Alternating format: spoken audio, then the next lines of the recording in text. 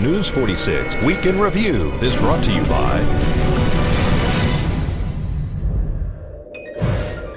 Southwest Medical Associates. Look for news about their latest healthcare center opening soon in your neighborhood. Southwest Medical Associates. Now that's powerful medicine.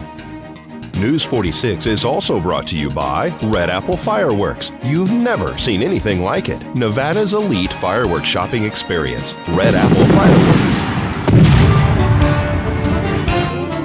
You're watching KPVM News 46 Week in Review.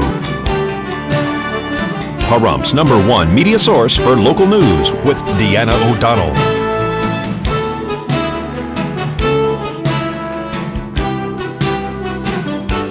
News 46, local coverage you can count on. Welcome to News 46's Week in Review, your #1 source for local news. I'm Deanna O'Donnell. 2 suspects are in custody following a robbery that was botched by a clerk at One Stop Discount Grocery on Pahrump Valley Boulevard.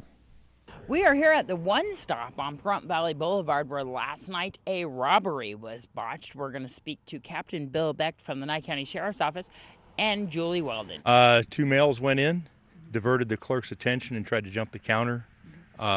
She chased them off, got us a good description. A couple minutes later, Deputy Heaney made a traffic stop on the vehicle.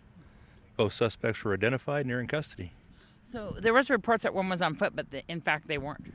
One did leave on foot, but the other suspect picked him up in the truck and they took off together. So they tried to jump the counter to rob the cash register, you think? Unknown, because the clerk got to him and chased him off before they had a chance to take anything. Are they locals? Do you know? Don't know that. So have they been transported already? I believe so, yeah. And how many different charges do you think we're looking at right now? Currently, burglary, petty larceny, and conspiracy to commit a crime. And how did the call come in originally? The clerk called it in. One Stop Discount on Pahrump Valley Boulevard. I was working during my shift here. A young guy came in the store, proceeded to walk around the store. I got out of my office, came out to see what he wanted. Then another young lad came in and asked me the directions to Simpkins and Stardust. I told him Simpkins was way down on the north end of town, and Stardust I didn't think was anywhere near it. So I'm trying to explain to him how to get there, and he asked me if I had a telephone book. So I said, well, yeah. And he said, well, there's a map in it, and he could get directions from that. So I said, okay. So I started to walk down towards my office to get the phone book. And I don't know what made me turn around, but I did, just in time to see the other gentleman, the one that came in first, jump the counter and head in towards me. My first reaction was to run, lock the office door. And then I thought, no, I'm not going to do that. So I turned around on him and asked him what he was doing. And I think I startled him. He re-jumped the counter, ran out the store, nearly knocking one of my customers over. The other one followed. They had a truck, a white truck. Well, the first one that came in the store, he headed off down the road running. The other one went for the truck, which was parked over here. I came out of the store after hitting the panic button and got the registration, make and model of the car, the truck, and seen where he went down Carberry. I do want to add that Nye County Sheriff's Office were absolutely awesome. Captain Beck, Dave Bukowicz, and the young trainee he had on were absolutely terrific. They were here in seconds, very respectful, did their job perfect. I couldn't believe the greatness that they did in working in that team yesterday. It was wonderful. An alleged plot to kidnap and possibly kill a man has been foiled. Nye County Sheriff's Office deputies arrested 5 people who the victims say were plotting to kill him. Nye County Sheriff's Office deputies and detectives were dispatched to the area of Fritz and Barney for a report of a male at a residence stating someone inside was trying to kill him. The victim stated for several hours all suspects conspired to hold him against his will inside the residence with several weapons. All suspects were located in the main residence and outside a trailer located on the property. The victim stated that April Holmes, age 32, threatened to use a machete on him and chased him around the house, not allowing him to leave for several hours. The victim further stated that Robin Quadlin, age 46, was holding a shotgun and standing outside the residence at a door and would not allow him to leave. Suspects Jeffrey Raskin, age 33, and Steve Salovey, age 65, also in the home, held the victim inside till he finally escaped to a neighbor's house where the Nye County Sheriff's Office was contacted. The victim stated that he heard all of the suspects talking about how they were going to kill him by using a machete, gasoline, a car battery with cables to burn him, chop him into pieces, then bury his body in an unknown location. Deputies and detectives began questioning the suspects and were unable to get any of them to cooperate with the investigation. Quadlin, who was residing in the trailer on the property, would not grant access to his trailer. After being detained, Quadlin stated that there was an unidentified individual staying in his trailer who may have warrants. Deputies and detectives obtained a warrant for the residence. After the warrant was granted, deputies challenged the residence, and after a few short minutes, the man exited. The individual gave a false name several times and was later identified as 30-year-old Dallas Snoke. Deputies and detectives made entry into the residence and found weapons that include a shotgun and a machete.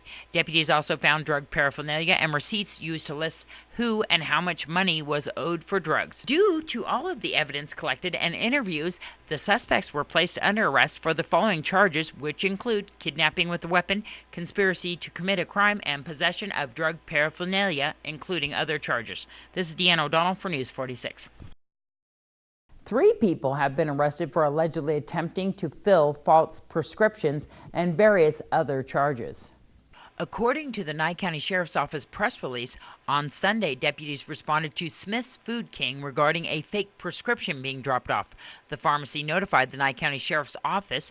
Deputies awaited the return of the suspect to pick up the medication. Elizabeth Campbell, age 35, Gabriel Andrew, 43 years old, and Candace Brewer, age 29, all from Las Vegas, arrived back at the pharmacy. Deputies conducted an investigation and obtained consent to search their vehicle and person and discovered the suspects to be in possession of various narcotics and other fake prescriptions, hypodermic devices, and methamphetamine. The parties admitted to being under the influence of controlled substances. All 3 suspects were placed under arrest for various narcotics sales and use. Their vehicle was impounded and approximately $2,000 in cash was seized in relation to their criminal activity. This is Deanna O'Donnell for News 46. With rumors that she is making a reality show pilot for Animal Planet regarding her parrots, Heidi Fleiss is hardly hiding successfully in the spotlight in Pahrump. Last Friday, reports that she was speeding resulted in the Nye County Sheriff's showing up at her door to issue a citation. Nye County Sheriffs received a report of an alleged reckless driver Friday afternoon. The reporting party apparently was following the suspect vehicle and stated that they would like to sign a citation. The vehicle's title returned back to dispatch as registered to Heidi Fleiss. The report allegedly stated that she was traveling in excess of 100 miles per hour, according to deputies who did not witness the offense. The complainant reported that the driver of the car allegedly ran into her residence upon arrival to her house. Deputies arrived on scene and issued a citation that was signed by the witness. This is Deanna O'Donnell for News 46. Nye County Sheriff's deputies responded to a bomb threat that was phoned into our local Walmart. A bomb threat right after 7 p.m. last night at Walmart. Nye County Sheriff's deputies and detectives arrived on scene. Pahrump Valley Fire and Rescue were staged at Station 1 on Highway 160 and Basin. After interviewing the management at our local store, it was determined by Nye County Sheriff's deputies that, in fact, a male has been calling into the store to issue a bomb threat more than once. Nye County Sheriff's Department deemed it safe for shoppers to continue business inside the store after temporarily blocking the entrance. They are following up on phone records and leads to apprehend the suspect. This is Deanna O'Donnell for News 46. An apparently minor two-vehicle offset rear-end collision last Friday night on Pahrump Valley Boulevard resulted in 3 people being transported locally. We were dispatched for a report of an injury accident. Upon arrival, we found 2 vehicles that had collided. There was no entrapment, but there were several injured in one of the passenger vehicles. As you can see behind us, the medic units are coming in. They're assuming patient care and they'll be transporting to the local facility. Several meaning how many, do you know? 3 patients thus far from this accident. And what kind of collision was this, do you know? It looks like an offset rear-end collision. Yeah, Nye County Sheriff's officers are conducting the investigation. We had an engine company. We actually had a medic unit on the original dispatch. We special called a second one due to the fact it was a 3rd patient. Are they all being transported locally? It appears that they're all going to be transported locally this evening. Thank you. You're welcome. One person was transported last week after 2 vehicles collided at the intersection of Elderberry and Underbrush. A 2-vehicle accident yesterday afternoon around 5 p.m. Pahrump Valley Fire and Rescue arrived on scene along with Nye County Sheriff's deputies. The T-bone collision at the intersection did a great deal of damage to the sedan, actually ripping the front off of the engine compartment. However, the people inside the sedan declined medical transport by Pahrump Valley Fire and Rescue, who arrived on scene. The other woman inside the pickup truck, however, did get transported locally. Nye County Sheriff's deputies blocked traffic in all directions at this intersection. They are conducting the investigation. This is Deanna O'Donnell at Underbrush and Elderberry for News 46. A single vehicle rollover on Highway 160 required 1 woman to be transported to our local hospital. This afternoon on southbound Highway 160, a single vehicle rollover prompted Nevada Highway Patrol and Medic 4 as well as Rescue 15 to the scene in the desert, which appears to be an overcorrection. 1 woman was mechanically entrapped inside her vehicle. Rescue 15 did extricate her from the car. She was transported locally here. Nevada Highway Patrol is investigating the cause of this accident. This is Deanna O'Donnell on southbound Highway 160 for News 46. Mercier landed on scene last Friday afternoon on Pluto and Pahrump Valley Boulevard. 1 man was transported to UMC Trauma Center, sustaining injuries to the arm, leg, and head. Apparently, the burns the man sustained were a result of a fire that caught in the engine compartment while the man was working on the vehicle. Yeah, originally it was dispatched as a vehicle fire, but en route we were notified it was either an RV or a motorhome that was well involved. Upon arrival, we found that vehicle was mostly extinguished, but we did find 2 people that had sustained burn injuries from a flammable liquid spill.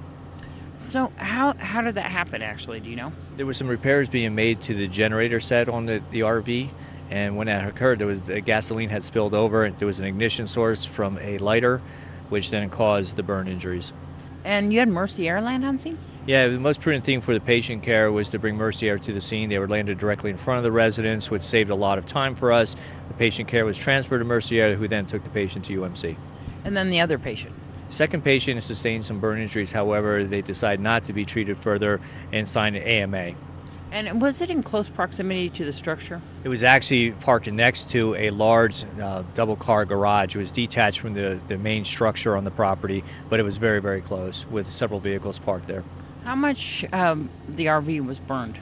It was actually just the front portion right underneath what they would consider the 5th wheel structure.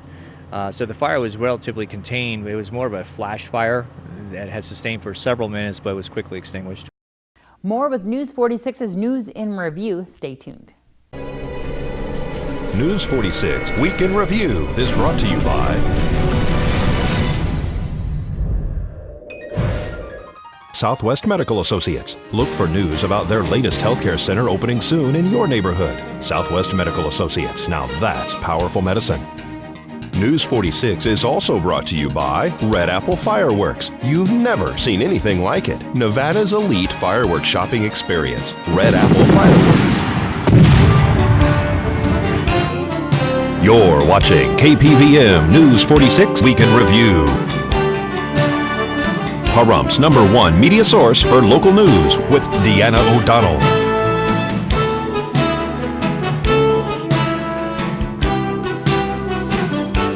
News 46, local coverage you can count on. Welcome back. A final meeting was held on Friday night with a group who is attempting to recall Nye County Tax Assessor Shirley Madsen, stemming from what some are calling racist emails she allegedly sent to Nye County Sheriff Tony DeMeo and District Attorney Brian Kunze. We are here at Ian Deutsch Memorial Park where the final meeting for the recall for Nye County Tax Assessor Shirley Matson is being held. They're going to have a kickoff party on July 9th. We're going to speak to Stephanie Lopez. It's about Shirley Matson. We're getting our groups together to get the recall going on. So when we file July 5th, our groups and teammates are ready and organized so that we could get her signatures for the recall. How many signatures do we need total? They say a little over 3,600. Our goal is well above that because we know that we'll have people that try to goof us up. So we have about 6,000. We want to collect about 6,000 signatures. How many volunteers do you have now? As of today, surprisingly, we have well over 40 signatures that just showed up. So, I mean, we just put the event on Positive Prompt 2 days ago, so we did good. And this is the final meeting of the recall efforts. Where do we go from here now? They could contact me through Facebook at Positive Prompt or my home number at 775-727-8229. And what have you been hearing mostly from people? I know that you have a meeting coming up at another location. What have you been hearing generally overall? They're ready to sign. I haven't heard anything outside of the fact that where's the pen and paper at. So we're confident that we're going to do this. I'm very confident, and just by the looks of everyone, they're confident. So I'm pretty sure we can get this done. And when is the next meeting, or are you letting that information out, or you want people to just contact? No, July 9th is our recall party. It's going to be at Romero's, a Mexican restaurant. We'll have a DJ. It's our kickoff party, so you can sign the petition in that time. So what time is that? 2 to 6 on July 9th. If you would like any further information on this recall effort, you can contact Stephanie Lopez. This is Deanna O'Donnell for News 46. Nye County Tax Assessor Shirley Matson and her attorney Nancy Lord filed a lawsuit which was dismissed last week by Judge Lane. We spoke to the assessor about the dispute in which she was publicly reprimanded for what the opposition is calling racist emails. Here's what's been going on so far. We filed our petition. And, of course, Kunze and the commissioners decided they wanted it dismissed. So we had a hearing today where we came in with our response. And, of course, it's pretty much like anything here in Pahrump. Of course, they said, oh, we're going to dismiss it. Lane did. But it was all sort of preliminary. We have to do this step to move it a little bit further up. Dismiss what? My petition or my lawsuit against them to get them to apologize and take it back. Oh, no, they're not going to do that. So they had Kunze. I guess apparently they think the taxpayers have just pockets full of money that they can spend on this. And so they said they wanted our petition or our lawsuit dismissed. So he went in today, and Judge Lane was the judge, and he was able to get it dismissed, although I thought Nancy had a much better argument, but he kind of took this approach. He didn't really understand the law, so he just sort of let Kunze decide, and that's how it ended. So your case was dismissed. Where do you go from here now? Well, there's a couple of things. We were talking to Nancy afterwards, Daniel and I were, and she was talking about a couple of things, but not being an attorney, I'd probably either not pronounce them correctly or not know what they are. But she noted a couple of things in there that we might refile here, and then otherwise we're going to federal court. In fact, Lane suggested, I get the impression he doesn't want to get involved a little bit.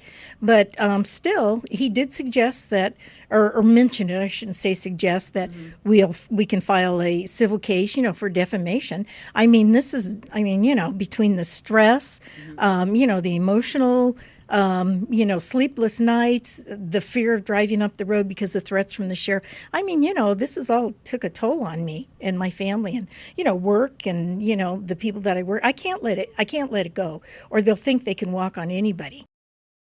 To see the extended version of the Shirley Matson interview, go to KPVM.TV or KPVM's YouTube page. At the Nye County Commissioners meeting, Sheriff Tony DeMeo tells the story of a former Nye County sheriff. On April 7, 1906, Sheriff Thomas Logan was shot and killed in a Jewel Saloon in Manhattan. And I'm going to read from the officer's memorial page what had happened. Sheriff Logan was shot and killed while coming to the aid of a saloon matron in Manhattan, Nevada. The matron was being harassed by a drunk gambler inside. As Sheriff Logan attempted to remove the man from the saloon, the man suddenly pulled out a gun and shot him 5 times. Although mortally wounded, he was able to subdue the suspect Until a deputy arrived at scene, the suspect in his murder was later acquitted. The sheriff was serving his third term as sheriff and had served the agency for 8 years and was survived by his wife and 8 children. And what happened is, as you're well aware, the family for Sheriff Logan was commemorating his 150th birthday. And they asked me to be a part of that. And after reviewing the records, and there's other records I have besides this, what I did, I gave them, of course, the etching and the photo from the memorial wall from Washington, D.C. I gave them the patches and a letter of commendation for Sheriff Logan, where at that time he was awarded the Purple Heart and then Valor for subduing the suspect. And he actually prevented the suspect from being actually taken away from scene, and he was concerned that the suspect was going to be either brutally beaten or killed by the people at the tavern. And even though he knew he was mortally wounded, died from blood loss, he was still able to do his job quite heroically. A deputy arrived on scene and then took the suspect into custody. A deputy arrived on scene by horseback. Yes, as well, where I don't know how many people visit Manhattan, but Manhattan was a very lively town in those times. And the first deputy we actually lost was in Norfolk Canyon in 1867, I believe. And Sheriff Logan was the second of 2 sheriffs that we lost in service to Nye County. So I appreciate the opportunity that this family gave me, and they're very appreciative. In fact, they actually gave them closure. Because they were saying that they thought that he wasn't going to be fully recognized for what he had done, and unfortunately the trial overshadowed the efforts. I appreciate the opportunity, and the family is very grateful for and just say this, they were very grateful for the hospitality that Tonopah showed them during the time of visit. We gave them a tour of the old jail where the suspect at that time was kept. And they were able to visit the people there, and they're coming back, actually. They have decided to come back and make this pretty much a yearly or every 5-year anniversary. But they were very thankful for the hospitality and the warmth that the citizens of Tonopah and Nye County showed them for that. Since the opening of the newly constructed Calvada Duck Pond, some have noticed that the water level is low. Nye County Manager Rick Osborne explains. Well, as everyone knows, we did complete the construction on the ponds and refilled them. However, we discovered that there is a leak, and so that is why the water level is dwindling. We think we know what the problem is, and as soon as we get the ponds down to a level where we can make the repair to the ponds, we'll do so and refill them and hope we get it at that time. But that's the problem. There's been a leak discovered. No to Abuse held a grand opening for their new facility for the welfare of children who have been the victims of sexual abuse. We are launching our Nye County Child Advocacy Center, which is a program of No to Abuse in collaboration with the Nye County Sheriff's Office, Nye County District Attorney's Office, and Child Protective Services. It's a program that provides medical and forensic examinations of children under the age of 13 who have been sexually assaulted, sexually abused, or severely physically abused.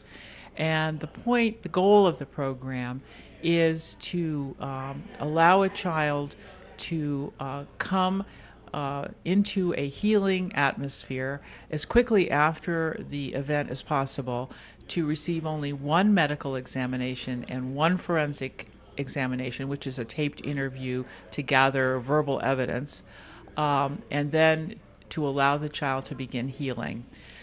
The importance of this for Nye County is that previously the child had been transported, usually in the middle of the night, down to Clark County, wait in the emergency waiting room, all the evidence still on the child. That whole thing is just re-traumatizing, and then would be examined by 1 or 2 different people, and then have to come back here and still talk to the sheriff's office and the district attorney's office, and so constantly reliving the trauma.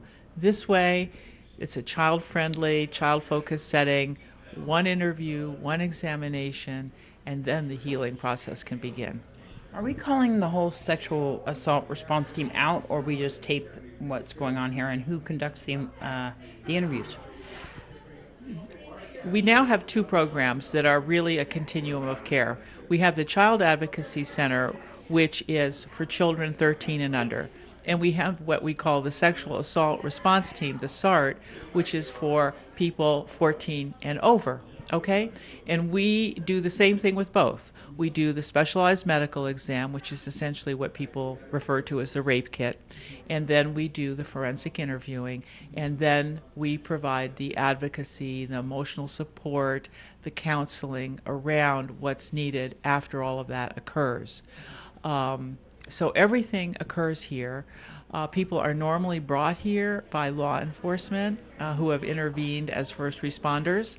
Other people, adults, can come for a sexual assault exam without having any interaction with law enforcement.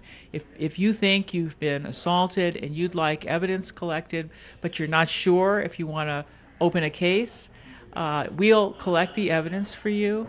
We'll register it as a Jane Doe, and you can take 2 years to decide if you want to go ahead with the case or not. So it's a good way to preserve something that you might want in the future. At the new No to Abuse facility, it's there to assist law enforcement in collecting evidence, which in turn helps prosecute perpetrators of sex crimes. We speak to Sheriff Tony DeMeo and Detective David Berukowitz. Law enforcement side is what it's always been, is that we're interested in apprehending perpetrators that are victimizing our children, and the Children's Advocacy Center gives us the opportunity to interview the child one time with all facets of law enforcement and social work to provide that child with the best resources as a victim of a crime. It's a sad thing that we need this building, but we really do, and this is going to help catch people, isn't it? It's going to help catch people, and we have made arrests. But one of the most important things that we're looking at is making sure that that the least amount of trauma occurs to the victim of this. And we're all about the victim. Our job as law enforcement is to grab the suspects, but we also have to understand is that there's a victimization of a child that's taking place, and we have to make sure is that the best possible care and help the child and the family needs to help them resolve some of the issues are brought to bear as well. And we really appreciate the fact that that we have this, and we've been trying to get this since I was sheriff in 2003, and it's been a lot of work. And Detective Berukowitz and other members of the Nye County Sheriff's Office helped bring this to fruition from the Sheriff's Office side. But we have to thank No to Abuse and the people are making a commitment on this side of it. The medical side of it, the social work side of it, Division of the Child Services, and also those in the mental health field, because we all play a very important part in this, holistic approach to making sure that not only law enforcement and the prosecutor side is addressed, bringing these people through the criminal justice system, but the victims' needs are addressed as well. And that's been something that people have stepped forward before, but when they realize the commitment, wisely they stepped aside, because we don't want to make any false promises. This is a commitment that we owe to these victims, and it's a commitment that the Sheriff's Office, the DA's office, and of course No to Abuse and those working the child advocacy side of it have made it for them, and we really appreciate it. It's not more than just putting a grant together, but the people behind it actually make these programs work. Detective, I know that you deal with a lot of these perpetrators a lot and these victims, these child victims. Talk about why this center is so important to be here in Nye County, and what did the Sheriff's Office have to do with helping design it? Well, the need is not only here but across the country, and we see the trend across the country, and we're just kind of catching up to where we should be. We have several of these cases that we're dealing with constantly, and really we've been involved from the beginning, not only in the physical planning of the building, but obviously we've met a lot with the other parties involved in this to make sure that we provide the best approach, so that not only for the law enforcement side of things, but the social work side of protecting the victims and providing with the resources needed. We've spent hours and hours meeting to make sure that everybody's represented and we can provide the best care for them. Still more to come with News 46's News and Review. News 46 Week in Review is brought to you by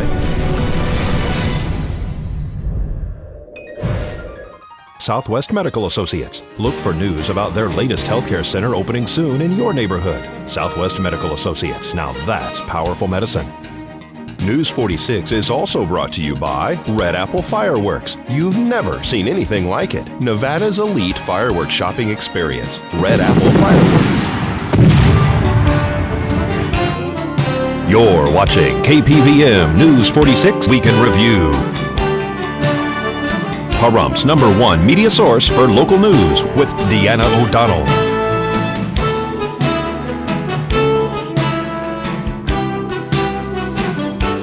News 46, local coverage you can count on.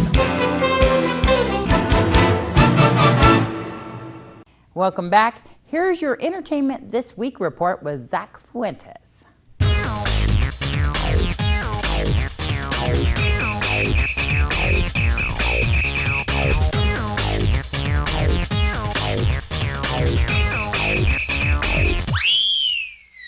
I'm Zach Fuentes with your Entertainment This Week. Jackass star Ryan Dunn had a blood alcohol content that was more than twice the legal limit when he and a passenger died in a fiery one-car crash this week. According to a toxicology report, Dunn's Porsche may have been traveling as fast as 140 miles per hour in a 55-mile-per-hour zone when it jumped a guardrail, flew into a wooded ravine, struck a tree, and burst into flames in West Goshen Township, Pennsylvania. Ryan Dunn was 34 and his passenger, Zachary Hartwell, just 30 years old when they died early Monday after they left a Westchester bar called Barnaby's of America. Hours before the crash, Dunn tweeted a photo from the bar of the pair and a third man drinking. Glenn Campbell is living with Alzheimer's disease. Though Campbell was diagnosed 6 months ago, the 75-year-old rhinestone cowboy has spent over 50 years in show business. Campbell has released more than 70 albums. He has sold 45 million records and racked up 12 gold albums, 4 platinum albums, and 1 double platinum album. Of his 74 trips up the country charts, 27 landed in the top 10. Campbell is just going public now in advance of his upcoming farewell tour. The 38th annual Daytime Emmy Awards, hosted by Wayne Brady, was held this weekend at the Las Vegas Hilton. The winners include Outstanding Drama Series, The Bold and the Beautiful, Outstanding Children's Animated Program, Penguins of Madagascar, Nickelodeon, Outstanding Children's Series, The Electric Company, PBS, Outstanding Culinary Program, Avec Eric, PBS, Outstanding Game/Audience Participation Show, Tide, Jeopardy, Syndicated, and Wheel of Fortune, Syndicated. For more information and a complete list of winners, go to the Daytime Emmy website. A 21-year-old California girl won the Miss USA crown in Las Vegas Sunday night and will represent the nation in this year's Miss Universe pageant in September in Brazil. Alyssa Campanella of Los Angeles topped the field of 51 beauty queens to take the title at the Planet Hollywood Resort and Casino on the Las Vegas Strip. The big man saxophonist Clarence Clemens died from complications of a stroke. The beloved 69-year-old musician was born in Norfolk, Virginia in 1942 and met his most famous collaborator, Bruce Springsteen, at an Ashbury Park, New Jersey bar during a lightning storm in 1971. He became a member of the group later known as the E Street Band the following year when the boss began recording his debut album. For nearly 4 decades, Clemens provided the soulful blast that helped define Springsteen's signature sound. I'm Zach Fuentes, and that was your Entertainment This Week. The Bureau of Land Management has issued a press release on the verge of the new wild horse and burro roundup season, which begins next month. The Bureau of Land Management has announced its tentative summer schedule for gathering wild horses and burros from what they are calling overpopulated herds on western public rangelands. According to the BLM, the gatherers are needed to bring herd sizes into balance with other rangeland resources and uses, as required by federal law and approved land use plans. The BLM issued a release that states with the new gather season starting in July, they must carry out these gathers in a fully transparent manner. They added that this includes taking full ownership of what they do and by sharing both the positive and negative news with the public and taking whatever criticism may come their way. The new strategy calls for greater reliance on population suppression techniques, including increased application of the fertility control vaccine known as PZP. The goal will be to treat more than 1,200 mares per year over the current level of about 900 in fiscal year 2011 through the implementation of catch, treat, and release gathers.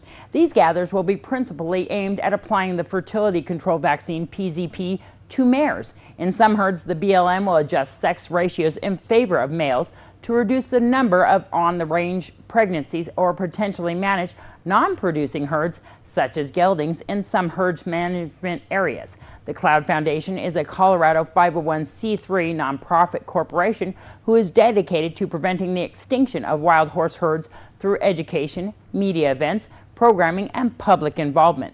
They have stated that they oppose the BLM's decision. They added that it's a shocking and disgraceful decision and said that this is the most invasive, most dangerous, and most permanently destructive decision they could have made. If this does not clearly demonstrate the BLM's agenda of managing America's wild horses to extinction, they don't know what does. I'm Deanna O'Donnell for News 46. There was a creative fundraiser last week at the VFW. Two of our nation's heroes got a makeover. Well, it is Father's Day and we are here at the VFW. They had a fundraiser today. Two people here got a makeover. We're going to speak to Butch Boraski. Well, thank you, Deanna. Today we had shave off Wilbur's mustache and cut Pete's ponytail. It's all for a good cause here at the VFW, and it was raised over a little over $300 for the two events. Wilbur looks like a whole new person now. Started growing this mustache when I first went to Vietnam in December 1968, and I have not shaved my upper lip in all that time. And this is really Kathy's doing here at the Post. She started this this is just a money maker for our Post here and the veterans. And it started with Pete. I'm so happy. I normally cut it off in early spring, but the Ladies Auxiliary convinced me to keep it till Father's Day. Now it's a whole 3 inches longer, and I'm tired of it at this point in time. You're gonna donate your hair, though. Yes, I am. I'm going to donate it to the Locks of Love. It's a wonderful thing. So you're looking forward to this haircut. Is there any particular person that's gonna cut it for you, or is it gonna be the person who won? The person who wins gets to cut it off. A lot of fun, a lot of people over here kind of support the VFW, and they both had separate causes. That Wilbur's was a stand down, and Pete's I'm not too sure what that was, but anything to help our vets, and I'm here whenever I can be here. It's a wonderful event. I know that Wilbur particularly had his mustache for 43 years, and a little bit of shock. Real makeovers on both of them, real changes. Well, they look like new people now, so they were just in there talking about maybe they have to have elections again because they got two new people because they won't recognize them. Following an off-road vehicle accident in which both husband and wife were injured, friends and family got together to hold the Save the Buffalo golf tournament at Lakeview Golf Course. This fundraiser is to help with medical expenses. Save the Buffalo is a golf tournament to help benefit our family. We don't have health insurance. My husband and I owned a wreck approximately 4 weeks ago. We were in an ATV wreck, and he broke all his ribs but two, punctured his lung. And like I said, we don't have health insurance, so one of our sweetest friends, Justin, put this together. I work here at Mount View, and he decided to help us out, and he threw this golf tournament in to help benefit our family.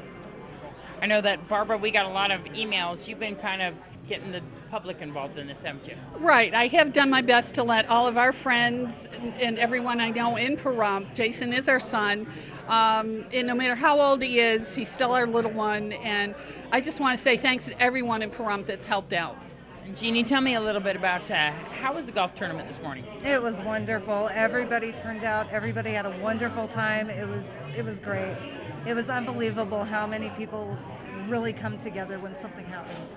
Isn't it? It's really true. How are you doing? I'm doing good. As time goes on, I'm personally feeling better. And what I've been most amazed about this, and I keep saying this over and over, is that when something like this bad happens, it's amazing. You realize who your true friends are and how good people are. It really restores your faith in people again. And what are we doing here right now at Mountain View? Right now, if you come on down, it's they're given a portion of the proceeds from the drinks that they're serving tonight to help us. And part of the raffles, they're donating a portion of that proceeds as well to us.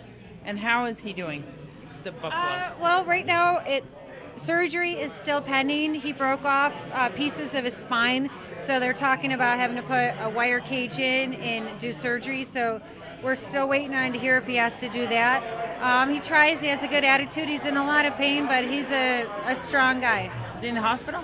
He was in the hospital for a week and in ICU, but he's home now recovering. Wonderful. This must be a big toll on you. It was for a few days because what we did was we told the doctor to tell Ginger absolutely everything, just not tell Ginger what we knew, that it was less than 50% chance that he was going to make it in the beginning.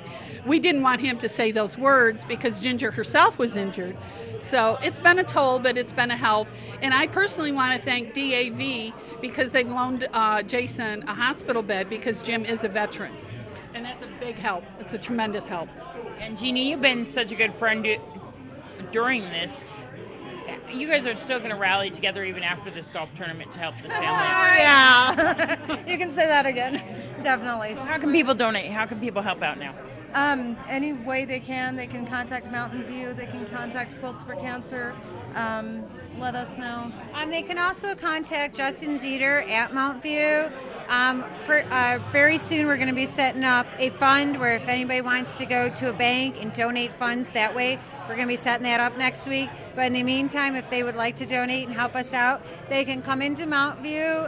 They can ask for Justin or ask anyone up at the cage. There's already an envelope started. They can help us out that way. Our country is celebrating its 235th anniversary of our independence. The town of Pahrump is preparing for our Liberty Festival, which will be held for 3 days at Petrick Park over the 4th of July weekend. And the fireworks season is upon us. Red Apple Fireworks held their grand opening this past weekend. We speak to Doug Berta from Red Apple Fireworks, who takes us on a tour of this new facility, which is like no other. My head's spinning right now a little bit. A lot of activity here, a lot of fireworks to sell, so we're having a good time, absolutely. We're in front of a quite impressive display. We have all different types of fireworks here. All different kinds, yeah. We have fountains, sparklers, stuff that goes up, stuff that stays on the ground, lots of big tubes like you see behind me, repeaters, you name it. We have 1,500 unique items. A lot of our items are exclusives for Black Cat, for Big, for World Class. Those are all real big brands, and we are exclusive dealers for many of the brands that we carry. And you also have some gear I saw from Black Cat. That's right, lots of gear. People like to put the Black Cat logo on themselves, and also our logo. We have Red Apple T-shirts. Actually selling a lot of those, a lot more than I anticipated.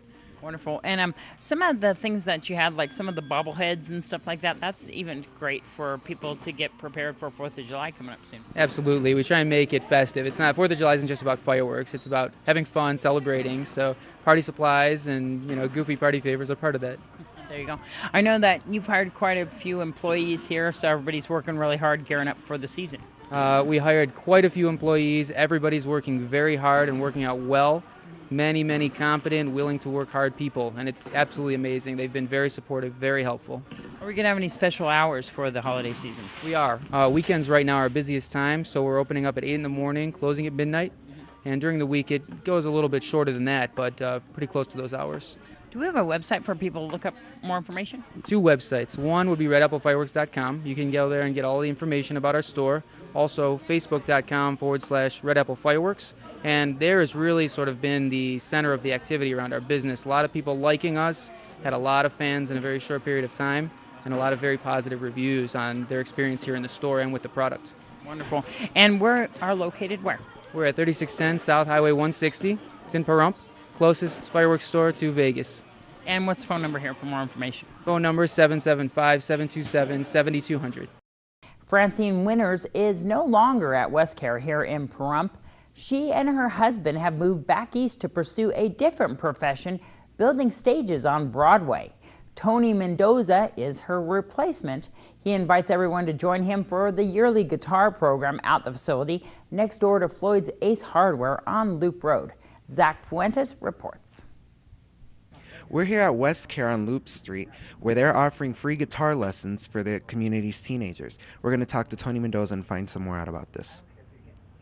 The Positive Actions is a curriculum that has been designed a few years back and has been implemented at the federal level of being approved as being as an effective program for young people going all the way up into their early adult years on developing skills and self-esteem and all the tools necessary to grow into a healthy, productive adult.